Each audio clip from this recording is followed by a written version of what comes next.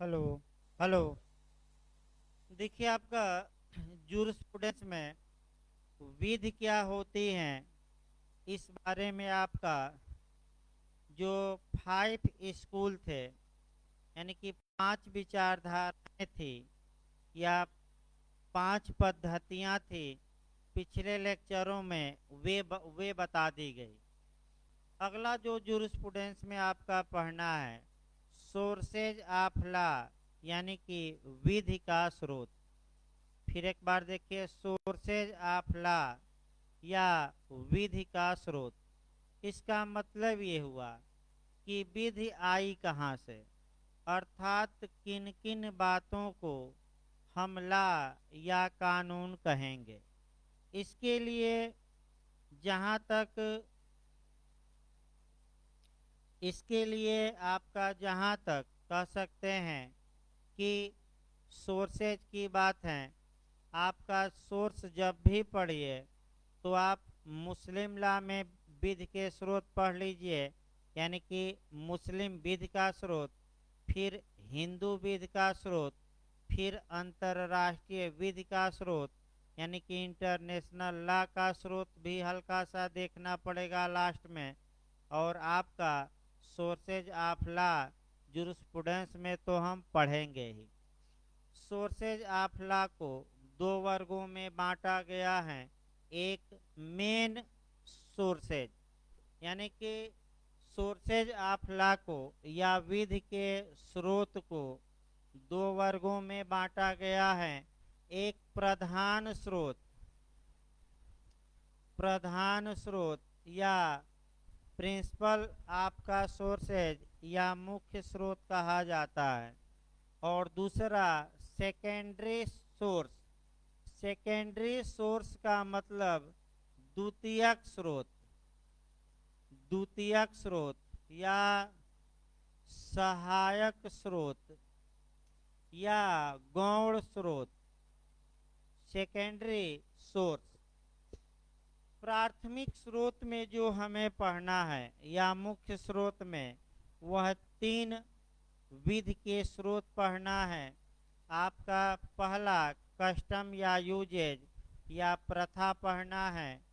दूसरा आपका judicial president पढ़ना है, यानी कि न्यायिक पूर्व निर्णय, न्यायिक पूर्व निर्णय पढ़ना है। और तीसरा लेजिस्लेशन, यानी कि विधायन पढ़ना है। यानी कि आपका उर्दू में भी राजस्थान और बिहार चूंकि उर्दू में भी पूछ रहा है, अतः उर्दू में भी जानते रहिए। प्रथा को उर्फ कहा जाता है, ये पूछा जा चुका है, उर्फ। न्यायिक पूर्व निर्णय को नजीर कहा जाता है, नजीर, नजीर कहा जाता है न्यायिक पूर्व निर्णय को। ये भी आपको अच्छे से तैयार रखना है। यहाँ पहले क्वेश्चन बना लिया जाए कुछ। जो ये तो मुख्य स्रोत रहे, और जो ये आपका सेकेंडरी सोर्सेज है, उसको भी हम 2 वर्गों में बांटेंगे। यानी कि आपका द्वितीयक स्रोत को भी कितने भागों में हम बांटेंगे? 2 भागों में। पहला भाग आपका हुआ जस्टिस, इक्विटी, गुड कंसेंस, यानी कि न्याय, साम्य तथा शुद्ध अंतःकरण, यानी कि न्याय, साम्य तथा शुद्ध अंतःकरण। और दूसरा भाग हुआ जूरिस्ट या विधिशास्त्रियों के विचार, यानी कि यहाँ आपका न्याय, साम्य तथा शुद्ध अंतःकरण। और सेकंड भाग क्या हुआ? विधिशास्त्रियों के क्या विचार या मत। तो आइए हम पहले से शुरू करते हैं। आपका कस्टम या प्रथा या यूजेज। देखिए आपका प्रथा की पहले भूमिका बांधी जाए और किस एंगल से हमें पढ़ना है। ये जो सोर्सेज ऑफ लॉ पढ़ाया जा रहा है, जे में 2 या 3 क्वेश्चन आपको प्री में मिलेंगे कि 2 या 3 क्वेश्चन आपको प्री में मिलेगा। पहला हम चल रहे हैं प्रथा या रूढ़ि। देखिए आपका 3 शब्द पहले समझने हैं। पहला आपका फैशन समझना है, फैशन यानी कि चलन या प्रचलन। दूसरा शब्द जो समझना है कस्टम या प्रथा कहा जाता है। और तीसरा यूजेज या हिंदी में रूढ़ि कहा जाता है। प्रचलन या फैशन कानून या विधि नहीं माना जाता, लेकिन प्रथा और रूढ़ि को यानी कि कस्टम और यूजेज को ला माना गया है। अभी हमने आपको एविडेंस में कल भी बताया, आज भी बताया कि प्रथा और रूढ़ि को कैसे कोर्ट में साबित किया जाएगा। इसके साक्ष्य के नियम कहाँ बताए गए हैं? एविडेंस एक्ट में। अब कहाँ कहाँ प्रथा रूढ़ि को मान्यता दी गई है? हिंदू लॉ में थोड़ा उदाहरण लास्ट में देखा जाएगा, मुस्लिम लॉ में देखा जाएगा, फिर आपका कॉन्ट्रैक्ट में, फिर टीपीए में, लास्ट में एविडेंस में। ये लास्ट में हम बताएंगे। तो प्रथा आपका तीनों शब्दों में अंतर क्या है? अंतर जरूर याद रखिए। सबसे नवीन प्रचलन होता है, कुछ समय बाद वही प्रचलन किसमें कन्वर्ट हो जाता है? आपका कस्टम में। और जब यही फैशन स्मरणातीत हो जाए, स्मरणातीत का मतलब किसी को मालूम ही नहीं है समाज में कि ये चलन कब से चला आ रहा है, तो वहीं जो चलन होगा आपका रूढ़ि कहलाएगा, यूजेज कहलाएगा। तो सबसे नवीन प्रचलन और सबसे प्राचीन कौन होता है? रूढ़ि। तो कौन कानून का दर्जा किसको प्राप्त है? प्रथा तथा रूढ़ि को, प्रचलन को नहीं। ये दिमाग में बैठाइए। प्रथा है क्या? जहाँ तक कस्टम और यूजेज की बात है, आपका कस्टम और यूजेज है क्या? तो जब किसी विषय पर समाज के ज़्यादातर लोग एक जैसा कंडक्ट दर्शाने लगते हैं, एक जैसा व्यवहार दर्शाने लगते हैं, तो उसी को हम कस्टम या यूजेज कहते हैं। फिर एक बार देखिए, जब समाज के कौन से लोग, ज़्यादा लोग एक विषय पर एक जैसा क्या दर्शाने लगे, मने आचरण दर्शाने लगे, व्यवहार करने लगे, तो हम कहते हैं कि ये प्रथा बन गई है। जैसे कि हिंदू लॉ में आइए, हिंदू लॉ के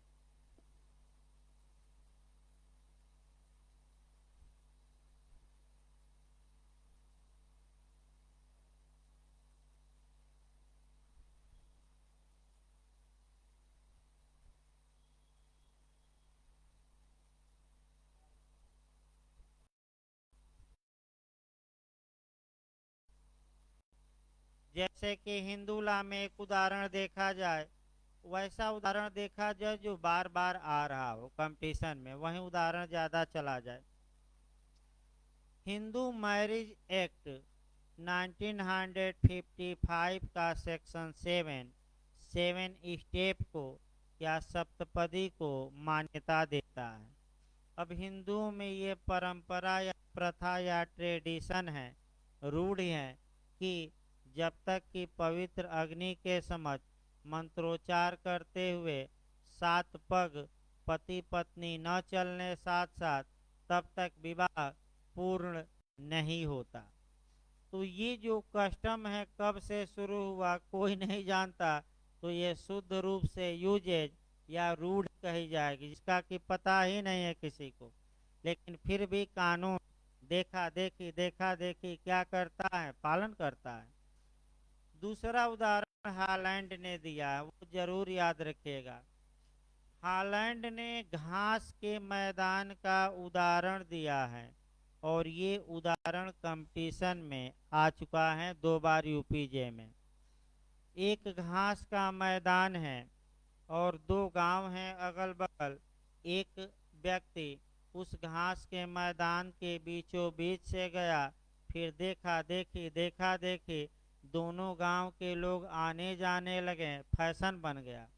और यही फैशन 50 साल, 100 साल, 2 साल, समय नहीं है, बताया जाएगा। अगर चलता रहा तो क्या बन गया? प्रथा। और किसी को पता ही नहीं है कि दोनों गांव के लोग कब से इस रास्ते से आ जा रहे हैं, तो वह क्या बन गई?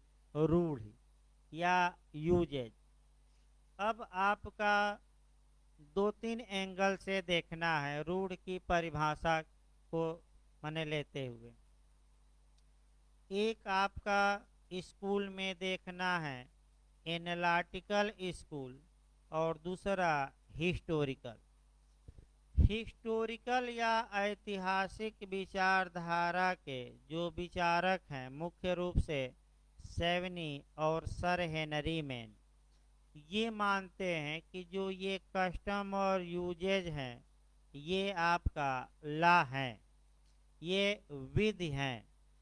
जबकि एनालिटिकल या विश्लेषणात्मक विचारधारा वाले ये मानते हैं कि ये जो कस्टम और यूजेज हैं ये पॉजिटिव मोरालिटी हैं, यानी कि वास्तव या आपका एक्चुअल मोरालिटी है, पॉजिटिव मोरालिटी है, सकारात्मक नैतिकता है। ये ला नहीं है, इसका पालन तो लोग नैतिकतावश करते हैं।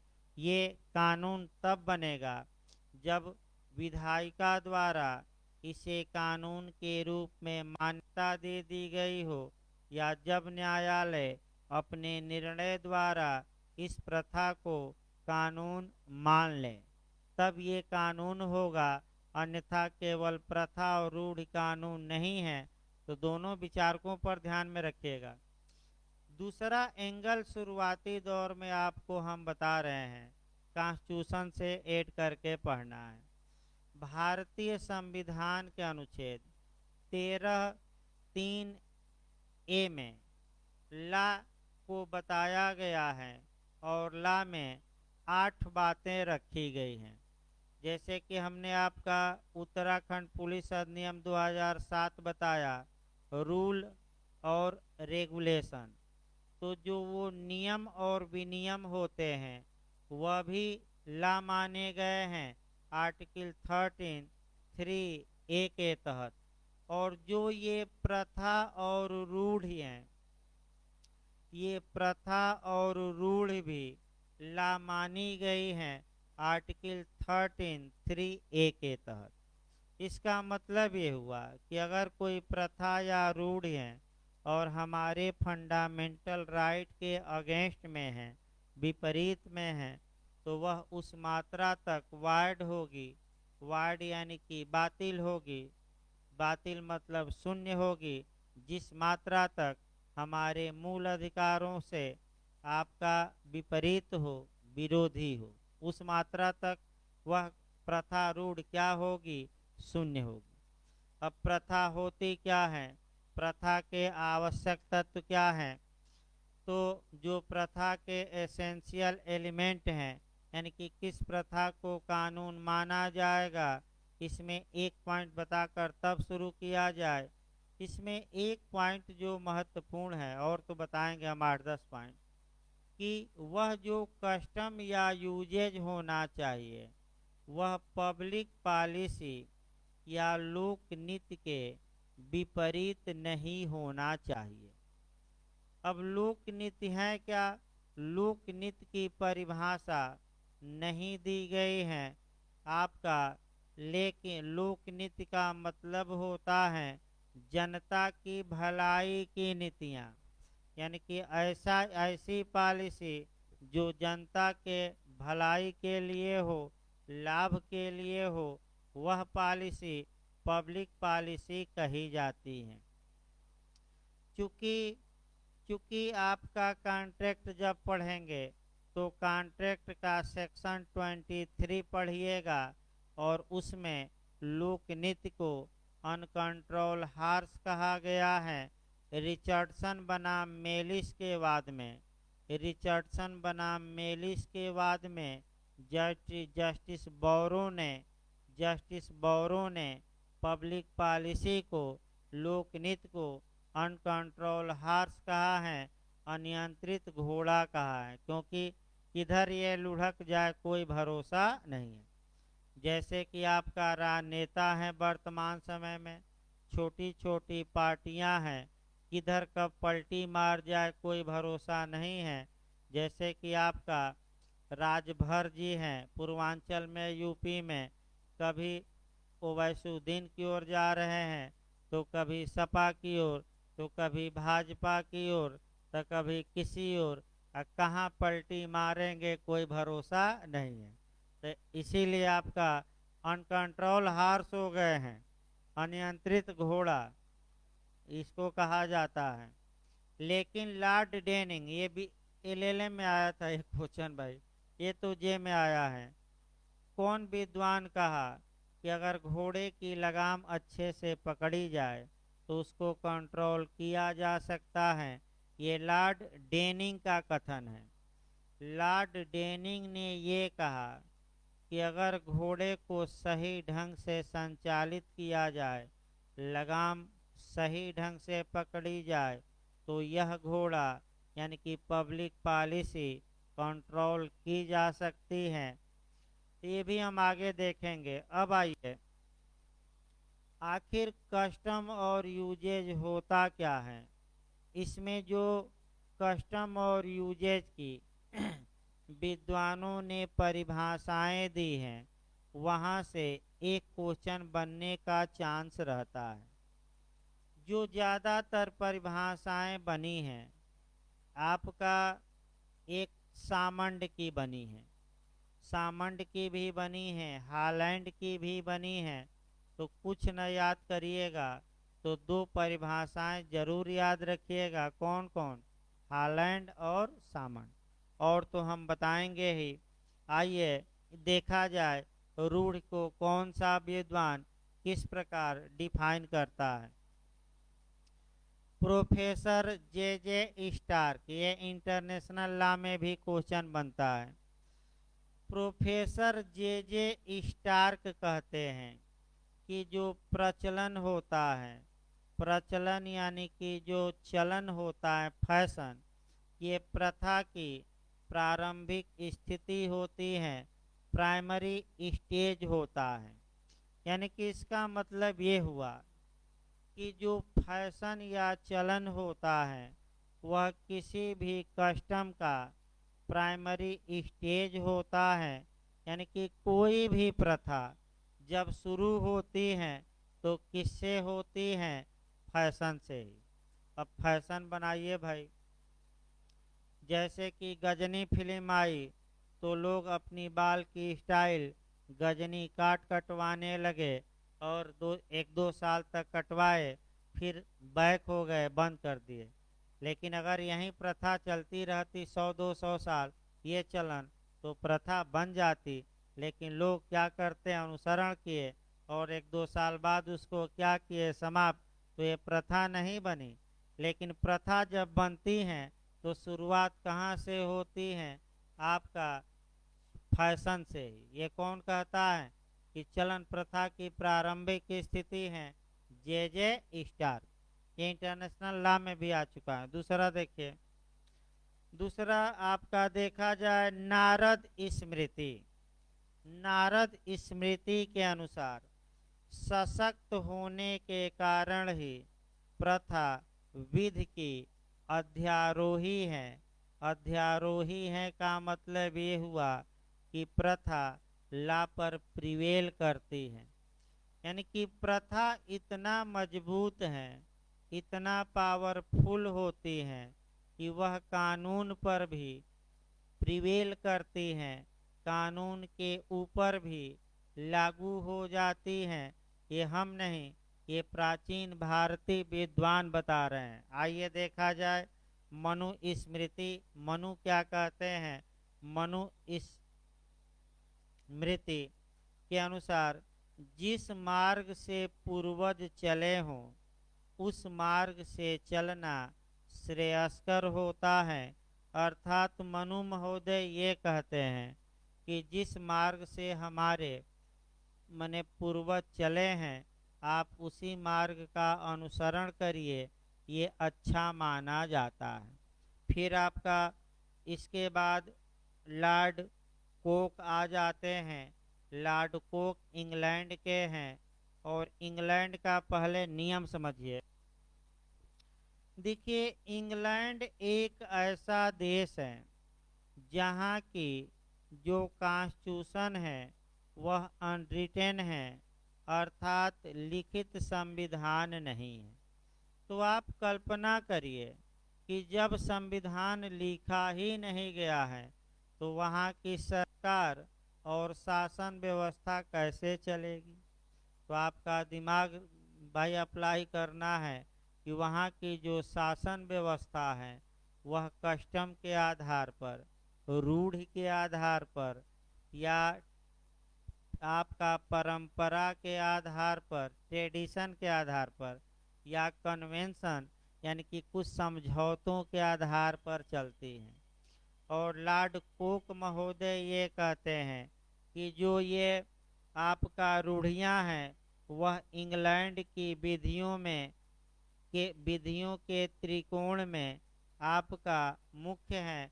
त्रिकोण यानी कि तीनों का मिलन, यानी कि इंग्लैंड में जो ये प्रथा है विधियों के त्रिकोण में महत्वपूर्ण स्थान रखती हैं। जो इंग्लैंड में प्रथागत नियम है उसको कहते क्या है वो भी याद रखना है, कॉमन लॉ। कॉमन लॉ मतलब सामान्य विधि, याद करना है भाई। कॉमन लॉ का मतलब क्या, सामान्य विधि मतलब क्या, जो प्रथा, परंपरा, अभिसमय, रूढ़ि पर आधारित हो, ये याद करना है। अगला आइए ऑस्टिन, ये परिभाषा पूछी गई है, आपका ऑस्टिन की परिभाषा याद रखना है। फिर ऑस्टिन के बारे में थोड़ा बैक होकर पढ़िए और तब हम इनकी परिभाषा बताते हैं। ऑस्टिन एनालिटिकल स्कूल के फादर माने जाते हैं और ये आंग्ल विधि शास्त्र के भी पिता माने जाते हैं। मैं बताया भी था कि ये दोनों क्वेश्चन एक बार आ चुका है। फिर आपका दूसरी बात ये देखनी है कि ऑस्टिन ने प्रथा को विधि मानने से इनकार कर दिया और कहा कि law is the command of sovereign, यानी कि विधि संप्रभु का समादेश होती हैं, जानबूझकर बनाई जाती हैं, विधि पाई नहीं जाती। तो आखिर विधि का, प्रथा का पालन समाज में लोग क्यों करते हैं। तो ऑस्टिन महोदय ये बताते हैं कि डर के कारण नहीं संप्रभु के, बल्कि मोरालिटी वश, नैतिकता वश करते हैं। अर्थात प्रथा या जो रूढ़ है वह सकारात्मक नैतिकता है, पॉजिटिव मोरालिटी है। फिर देखिए, ऑस्टिन महोदय ये कहते हैं कि रूढ़ सकारात्मक नैतिकता है, यानी कि आपका usages is positive morality. English version जरूर याद रखिएगा। और जैसे ही सकारात्मक नैतिकता दिखाई दे क्या मार कर आना है, ऑस्टिन। अगला देखा जाए आपका हॉलैंड के अनुसार, हॉलैंड की परिभाषा भी यूपीजे में पूछी जा चुकी है और घास के मैदान का उदाहरण भी दे दिया है। ये उदाहरण किसने दिया, तो घास के मैदान का उदाहरण आपका किसने दिया, हॉलैंड ने। देखिए क्या कहते हैं, किसी विशिष्ट व्यवहारचर्या का जब दीर्घ काल तक एक वर्ग के लोगों द्वारा पालन किया जाता है तो वह रूढ़ि बन जाती है। यानी कि जब किसी स्पेसिफिक व्यवहारचर्या, यानी कि जब किसी विषय पर समाज के ज़्यादातर लोग एक जैसा व्यवहार दर्शाने लगते हैं और ये व्यवहार एक दो दिन नहीं बल्कि कब तक, लंबे समय तक दर्शाते हैं, तो वो जो कंडक्ट हैं लोगों का वह क्या बन जाता है? रूढ़। अभी हमने उदाहरण 7 स्टेप का भी बताया। फिर आपका एक घास के मैदान का उदाहरण देते हैं। ये उदाहरण जरूर याद रखिए आपका हालैंड महोदय का। देखिए क्या कहते हैं, जिस प्रकार जानकारी में या घटनावश यानी कि बिना जानकारी के एक घास वाली भूमि पर लोगों के बार बार आने जाने से रास्ता बन जाता है। अभी हमने उदाहरण बताया था। ठीक उसी प्रकार एक बार जब रूढ़ि प्रारंभ हो जाती है और लंबे समय तक लोग उसका क्या करते हैं? पालन करते हैं, तो समाज में आचरण का वह एक क्या बन जाता है? नियम।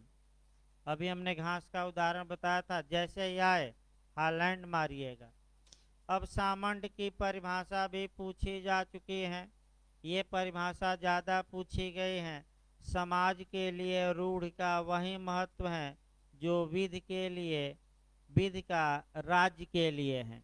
डायरेक्ट ये क्वेश्चन आया है कि किस विद्वान का कथन है कि समाज के लिए रूढ़ का वही महत्व है जो आपका विधि का राज्य के लिए है, तो तुरंत आप क्या मारेंगे? आपका सामंड। यही गलती होती है, लोग हालैंड मार कर आ जाते हैं। हालैंड नहीं मारना है। जैसे ही समाज को रूढ़ से दे दे रिलेटेड और स्टेट को ला से, तो आप क्या मार कर आएंगे? आपका सामंड। लोग गलत करते हैं ज़्यादा यहाँ। सामंड सामंड सामंड याद रखना है। अगला देखिए आपका हर्बर्ट स्पेंसर क्या कहते हैं। हर्बर्ट स्पेंसर ये कहते हैं कि रूढ़ पीढ़ी दर पीढ़ी चलने वाली परंपरा है। इसका मतलब ये हुआ कि जब किसी व्यवहारचर्या का लोग पालन करते हैं और एक पीढ़ी समाज की नहीं करती बल्कि आपका कई पीढ़ियां करती हैं, तो वह क्या हो जाता है? वह रूढ़ बन जाता है। लिख लीजिए इसको, है नहीं नोट्स में भाई, ये नोट्स में है नहीं, लिखिए इसको। इसको लिखिए, हर्बर्ट स्पेंसर के अनुसार रूढ़ पीढ़ी दर पीढ़ी चलने वाली परंपरा है। हर्बर्ट स्पेंसर रूढ़ पीढ़ी दर पीढ़ी चलने वाली परंपरा है। इसके बाद आइए जेथरो ब्राउन देखा जाए। जेथरो ब्राउन ये कहते हैं कि रूढ़ प्रायः न्यायिक निर्णय की उत्तरगामी होती है। उत्तरगामी माने सब्सिक्वेंट, पश्चातवर्ती। जेथरो ब्राउन ये है नोट्स में। देखिए इनका मतलब क्या हुआ कि जब न्यायालय किसी मामले में कोई निर्णय देता है, उस निर्णय के अनुसार समाज में लोग अपना क्या दिखाते हैं? आचरण। और वह आचरण अब क्या बन जाता है? रूढ़। तो न्यायिक निर्णय के बाद वह निर्णय क्या बन गया? रूढ़। ये हम नहीं बता रहे हैं, कौन बता रहा है? जेथरो ब्राउन। अब आइए चिपमैन ग्रे का देखा जाए। चिपमैन ग्रे के बारे में भी अच्छे से तैयार रखना है। 4-5 जगह से इनका पूछा जाता है। चिपमैन जो ग्रे हैं, न्यायाधीश निर्मित विधि के सबसे बड़े समर्थक हैं। फिर दूसरा क्वेश्चन ये बताते हैं कि न्यायाधीश केवल विधि की व्याख्या नहीं करते बल्कि विधि का निर्माण भी करते। आ जाए तो क्या मारेंगे? चिपमैन ग्रे। ये दूसरा, ये एनालिटिकल स्कूल से संबंधित हैं, विश्लेषणात्मक विचारधारा से संबंधित हैं और यथार्थवादी से भी हैं, क्योंकि न्यायाधीश निर्मित विधि का क्या करेंगे? सपोर्ट। तो भाई यही न्यायाधीश का ही बताएंगे। ये देखिए क्या इनका कहना है। रूढ़ि प्राय न्यायिक निर्णय से उत्पन्न होती है। यानी कि इसका मतलब ये हुआ कि न्यायालय फैसला देता है, उस फैसले का समाज में लोग क्या करने लगते हैं, पालन। और जब लोग पालन करने लगेंगे तो वह फैसला अब क्या बन जाता है, रूढ़। भाई उत्तरगामी पूछे तो जेथरो ब्राउन यही हल्का हल्का है। और अगर आपका रूढ़ प्रायः न्यायिक निर्णय से क्रिएट होती है तो चिपमैन ग्रे। इसके बाद आपका आता है डायस एवं ह्यूजेज। ये कहते हैं डायस एवं ह्यूजेज कि आचरण की समानता ही रूढ़ है। तो यही तो बताया जा रहा है बार बार कि आचरण की समानता ही क्या है, रूढ़। इसके बाद आपका आता है, कह सकते हैं कि आपका दो और पढ़ना है, एक सर हेनरी मेन और दूसरा आपका कह सकते हैं कि लॉर्ड ब्लैक, ये ब्लैक स्टोन और पोलक। सर हेनरी मेन कहते हैं कि सभी विधियों का प्रारंभ रूढ़ियों से होता है। तो आपका सर हेनरी मेन के बारे में भी कुछ बातें हम बता रहे हैं। यानी कि सभी विधियों का प्रारंभिक अवस्था क्या होती है, रूढ़ की। इसको समझिए। सर हेनरी मेन बताया भी गया था हिस्टोरिकल स्कूल से रिलेटेड हैं। सर हेनरी मेन विकासवादी विचारधारा के पिता माने जाते हैं। विकासवादी ऐतिहासिक विचारधारा। इन्होंने समाज में विधि के विकास का तुलनात्मक अध्ययन किया और समाज को दो वर्गों में बांटा था, एक स्टैटिक यानी कि स्थिर और दूसरा डायनेमिक या प्रोग्रेसिव यानी कि गतिशील। और इन्होंने एक सिद्धांत दिया था स्टेटस टू कॉन्ट्रैक्ट का। और ये बताते हैं कि चाहे आदिम समाज हो या आपका विकासशील समाज हो, जो समाज में विधि का विकास का पहला चरण होता है वह थेमिस्ट होता है। थेमिस्ट मतलब ईश्वरीय बातें, यानी कि भगवान की बातें, ईश्वरीय कृपा से कानून चलता है। थेमिस्ट मैं बताया था, थेमिस्ट रोम की देवी थेमिस्ट थेमिस से बना है।